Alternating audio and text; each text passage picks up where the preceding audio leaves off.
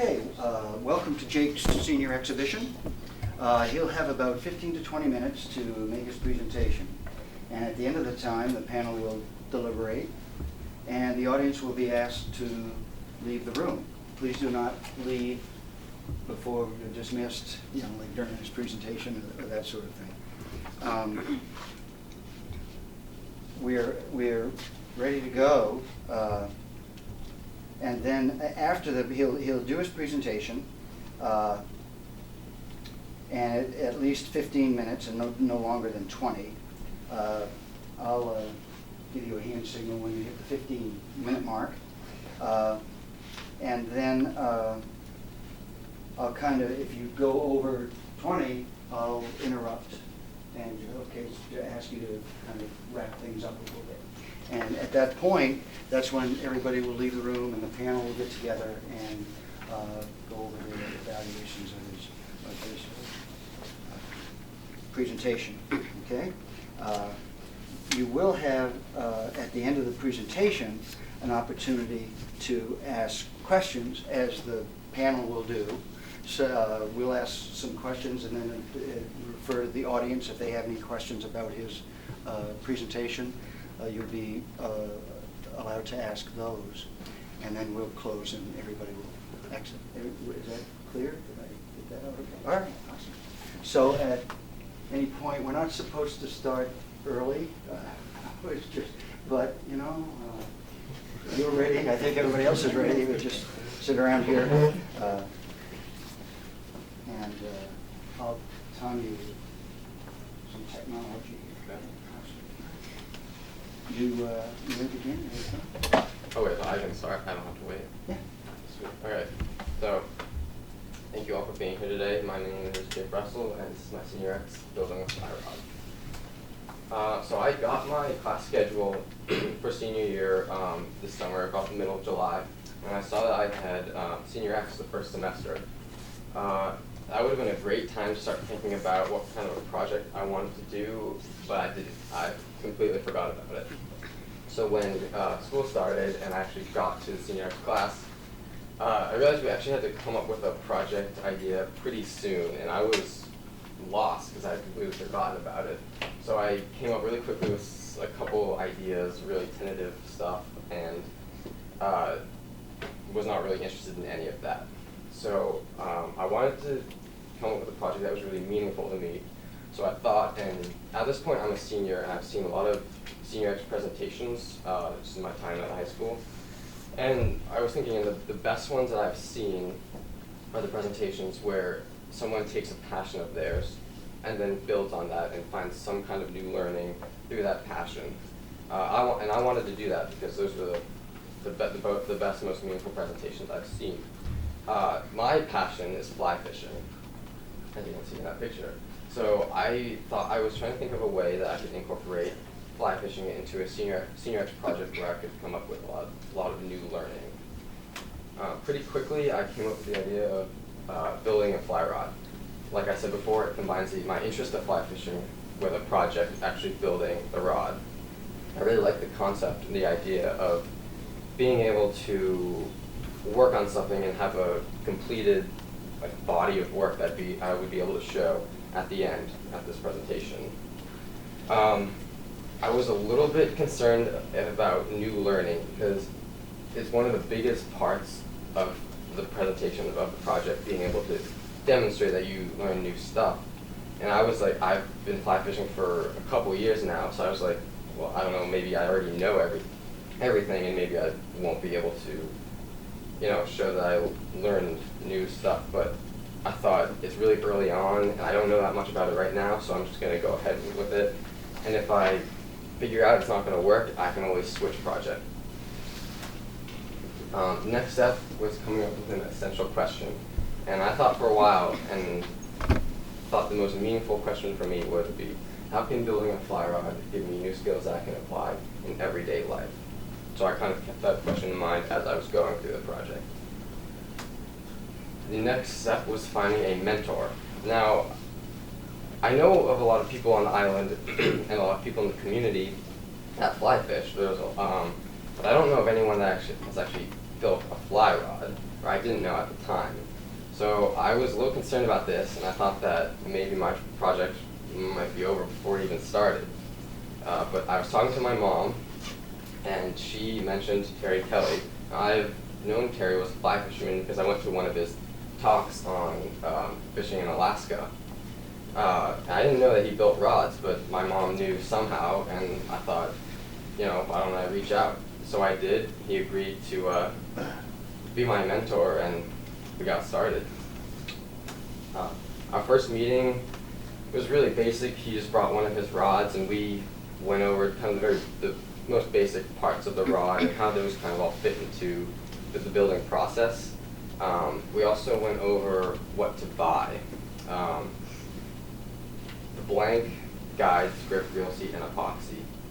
I'm going to talk about all these more in detail, but I'll just give you a little preview.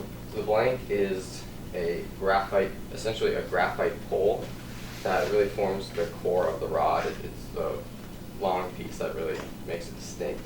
The guides are circular metal pieces that have 2 feet going in each direction, and they are what you put the fly line through and kind of what allow you to transfer the energy of casting into the movement of the line. The grip is exactly what it sounds like. It's the part of the rod that you hold. The reel seat is the part of the rod that you attach your reel to, and the reel is what holds the fly line.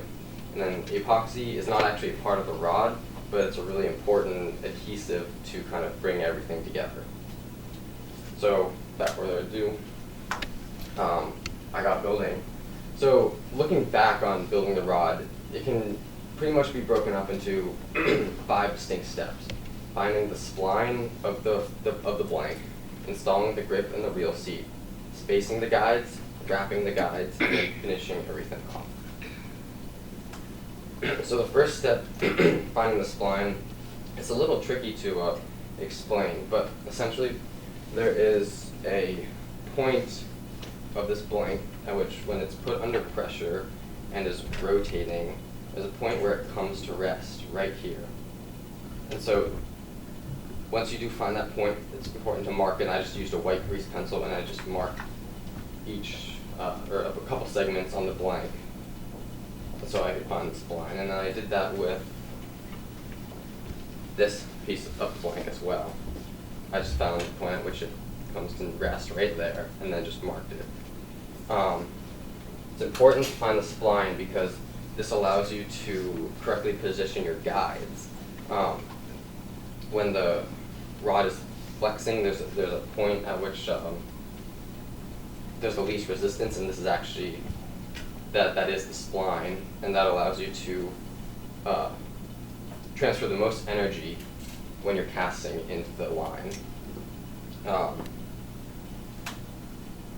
So you just mark it. I just marked the spline, and then I left it be because it only comes into play once you've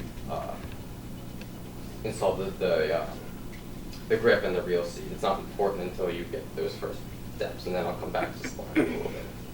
So the reel seat is just a wooden tube, really, that's hollow. And what it does is it holds the reel, and it's a little bit hard to see in that image, but there's a grooved section of it right here, which allows you to put the base of the reel right into the groove, and then use these metal components to secure the reel so it doesn't move, just like that.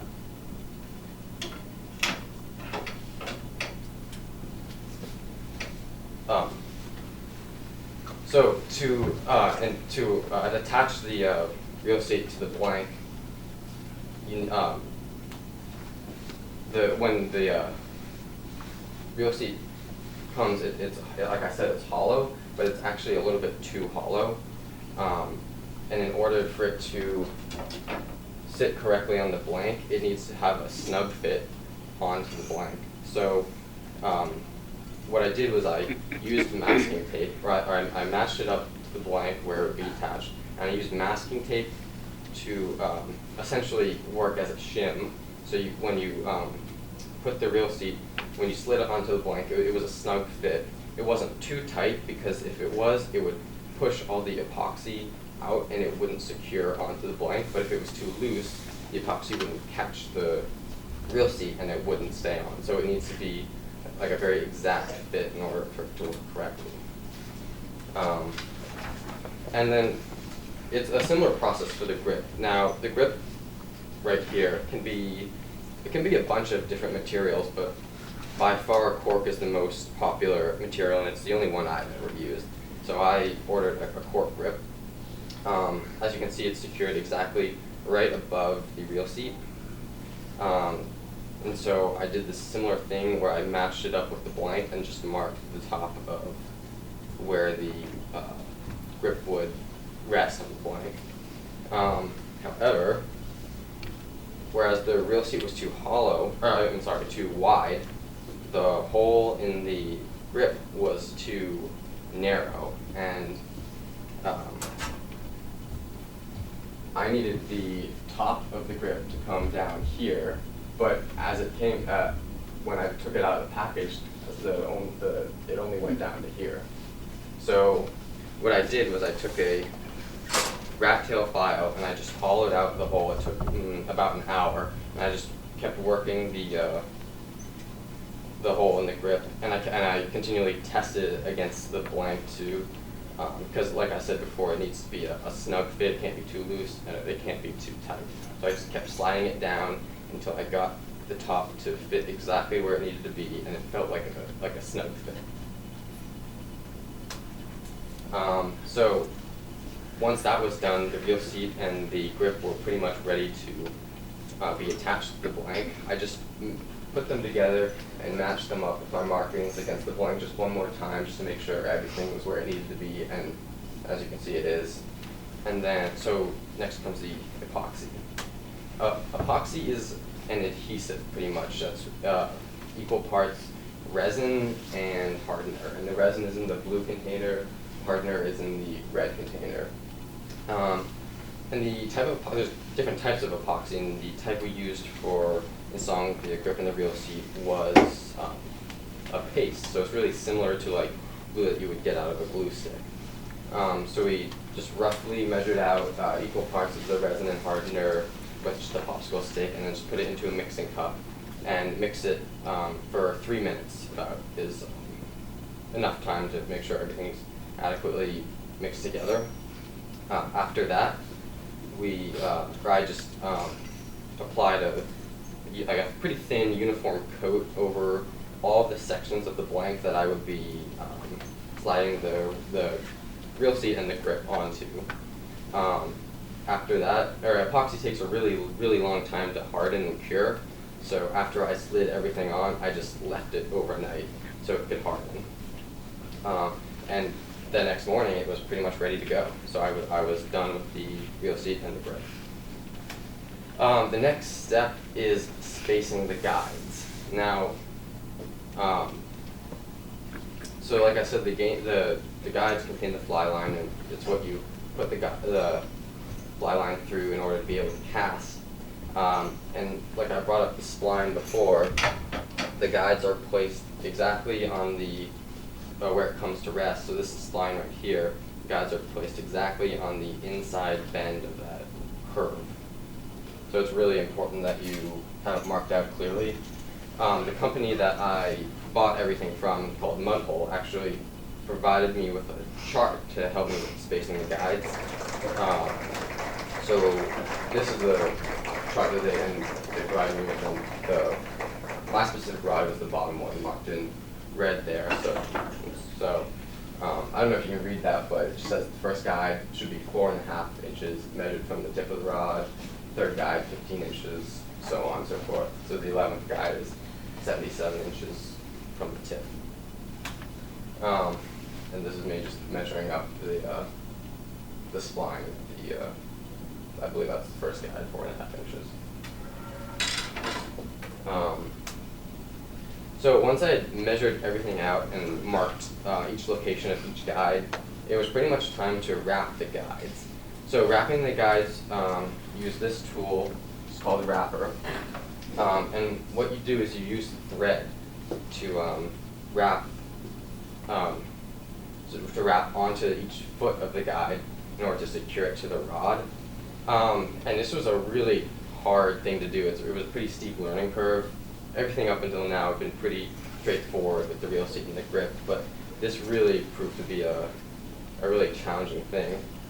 So those are the 2 feet of the guide, and at each location I would tape 1 foot just with masking tape to the blank, and then I would wrap thread onto the opposite foot.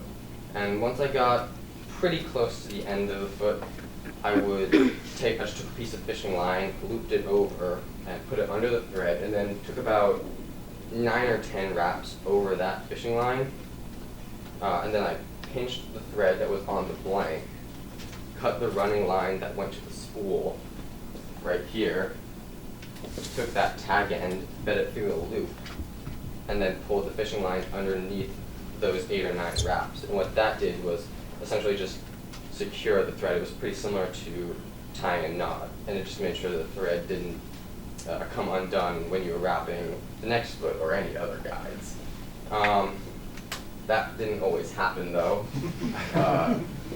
For whatever reason, a lot of the times I finished the wrap and I would go on to the next foot or another guide, I would just look back down the rod and a couple of the wraps had just come undone for whatever reason. I don't know why.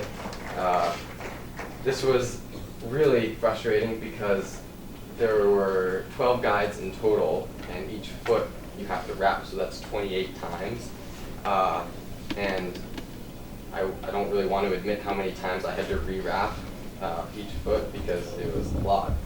And this process by itself, even if I didn't have to rewrap it, already takes a really long time. I think it took me at least 12 hours to get all of them wrapped.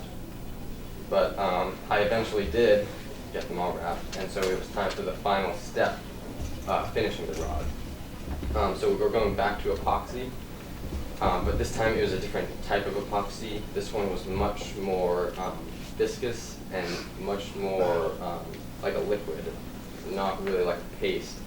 And with the paste, you could just be pretty close with your measurements, but this one needed to be exactly on. So as you can see, I had the syringes that I used to exactly measure out equal parts of the resin and the hardener.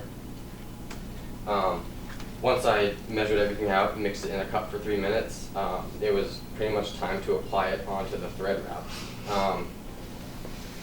I used this machine called a spinner to do that, and that's just a video of, you can see how fast it goes pretty much. So we would take each section of the blank, so each 4 parts, secure them into the top of the spinner, and then have the end of it balanced in here, so it was horizontal like that, and then start spinning it. And then from the cup of epoxy, I just took a really small brush and just lightly applied a thin coat over each thread wrap.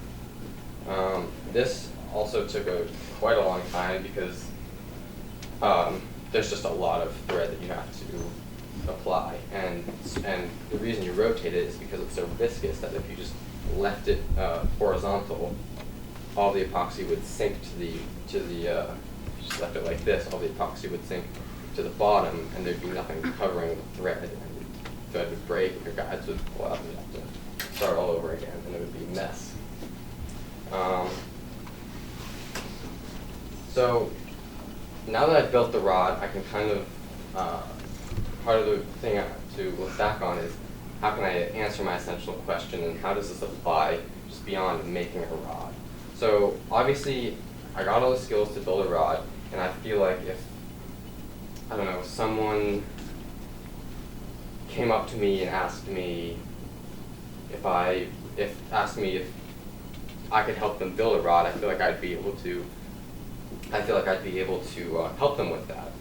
But so I think that's pretty awesome, because I was lost when I started this, and now I've built it, and I could probably help someone do that. So that's pretty great. But more geared to my essential question is, and looking at the big picture, is like up until this point I've never really like made anything with my own hands. I never really built anything, and I love doing this. I don't know if I've really made it clear, but I really enjoyed making this rod, and I loved being able to have a finished product that I was able to show off.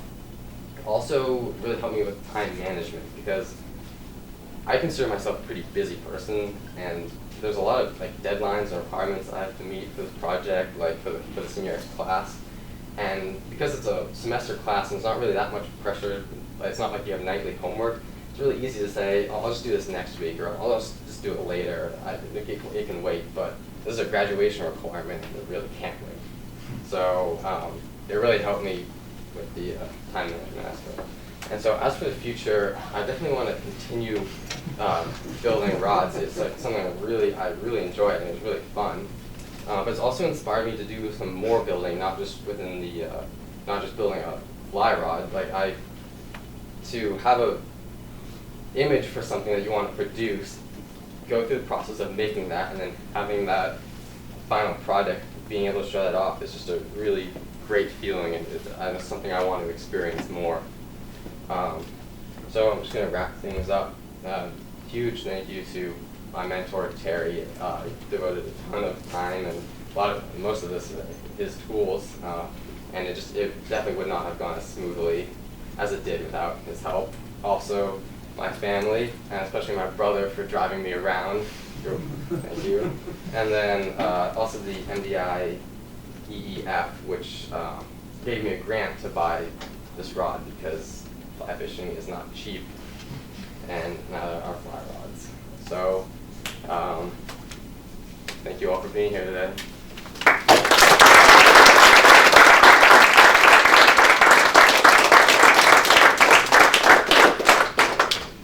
Questions from the panel?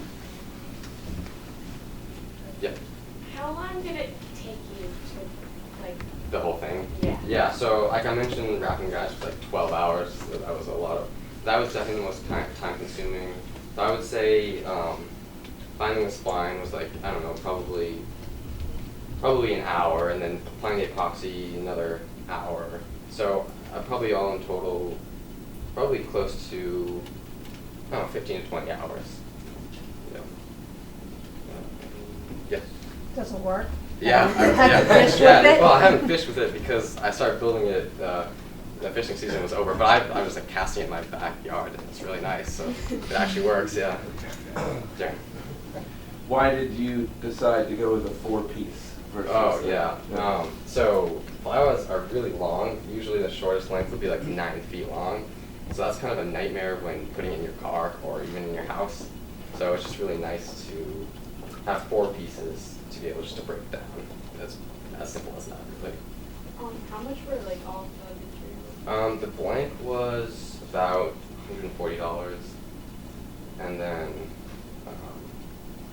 everything else was pretty expensive. I think guides are about 50 cents each, and the grip was a couple dollars. It's the same with Real Sea is a little more expensive because it's a hardwood, but it was definitely the blank is the most expensive part. Did you and Terry ever consider a bamboo rod? No, I didn't consider bamboo because first of all, I never saw, like on the website, I never saw the option for bamboo, but I just know bamboo to be like really expensive. Looking through like magazines, I've seen bamboo rods for like $2,500. So I didn't, I never really did consider that, yeah. It's the physics of it, I guess. Yeah. But as you were bending the rod, I Yeah. was kind of curious. I felt that determined where those pieces were placed, Mhm. but then you measured Yeah. based on the length. Yeah, so How are the two related? So I found the spline, and then keeping that side up, measured each. You mean for the guides? Right. Yeah, that's a good question. I don't know how they determine Finding that. the spline. Yeah, Is well- there a point that you... Oh yeah, no, the finding the spline is just, it comes to rest right there. But, so, yeah. The curve.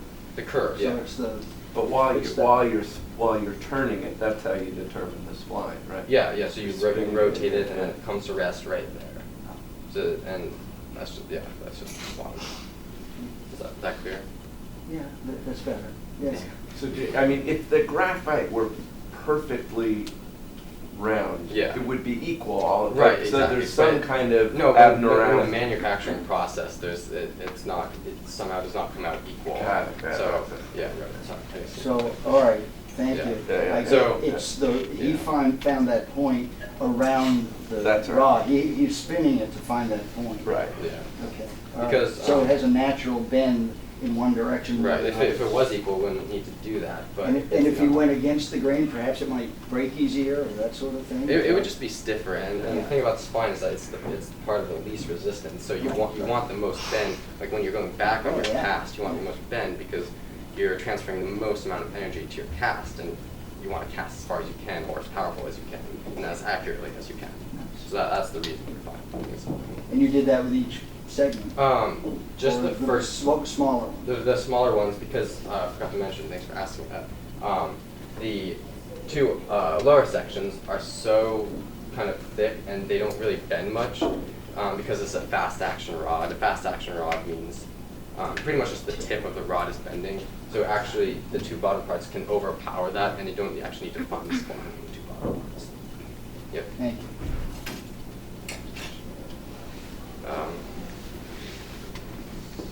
The audience? Any questions from the audience? All right. Well, I guess we're ready to boot everybody out and we'll deliver.